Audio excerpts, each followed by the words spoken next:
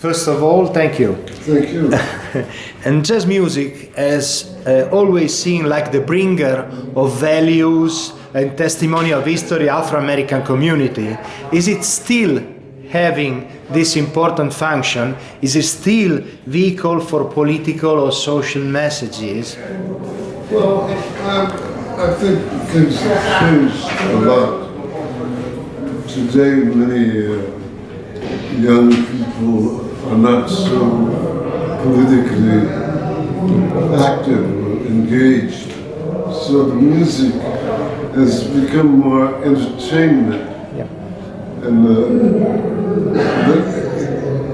it has less sorts of values.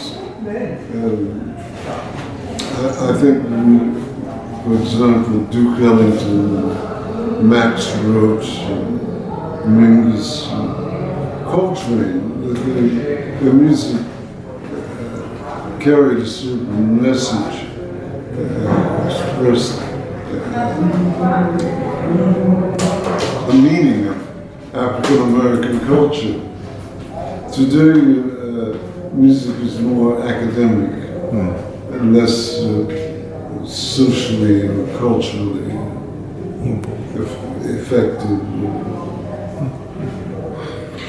And about your experience as a teacher, as a mentor, I'd like to ask you, what can be taught and what do you need to learn by yourself? Well, identity has to be learned by you. The techniques of music, the academic aspects of music can be taught.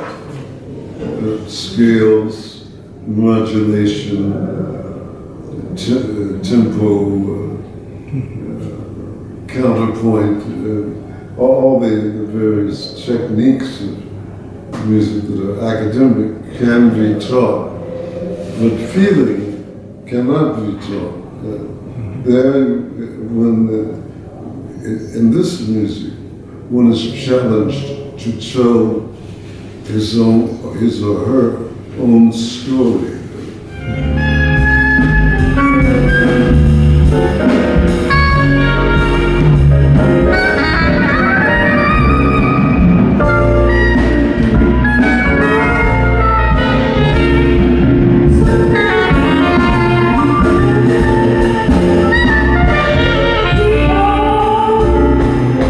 What did you learn from your masters? Not only musically speaking. Music, black music, tells the story of black people. For example, the spirituals, Go Down Moses, Way Down, or Sometime I Feel Like a Motherless Child. Our history is told, especially in the early music, the spirituals and the work songs. And later, as this music evolved, we became more academic. It was a combination of European music techniques and African traditional music combining and forming music that you call jazz.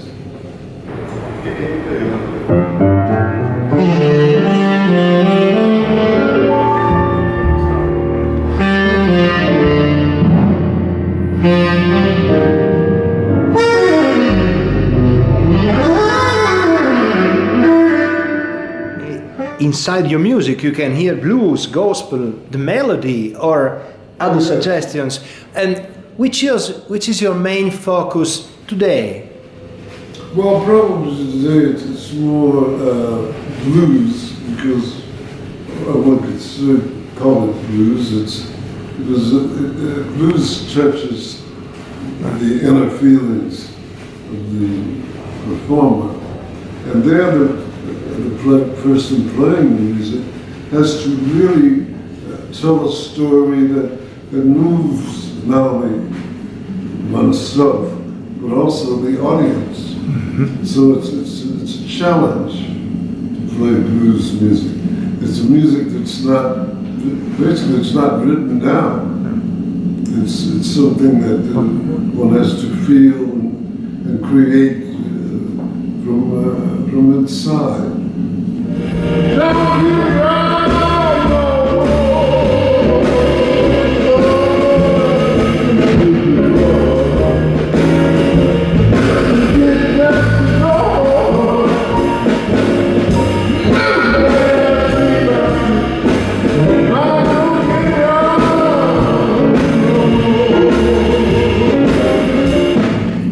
You took part also to the explosion of the so-called free jazz.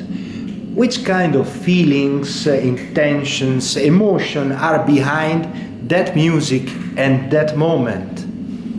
Well, it depends on the person playing the music. Frequently, so-called free jazz is, I find, very academic. It doesn't musically, it expresses the virtuosity of the performer.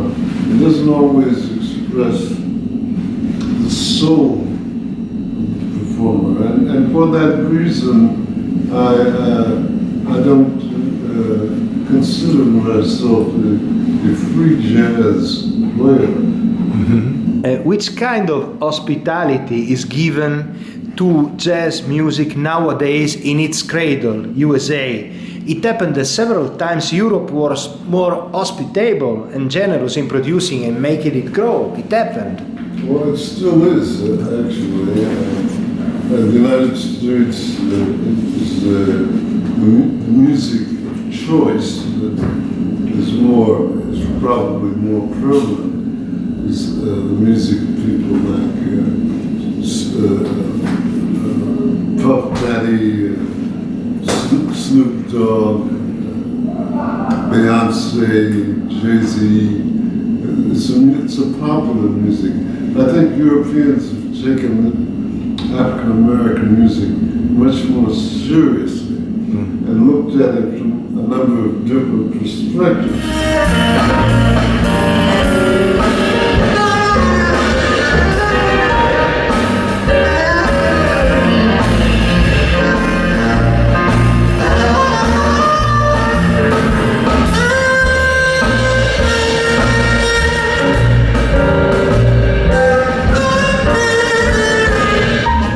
Our music has been widely imitated, especially rap and hip hop and that sort of thing.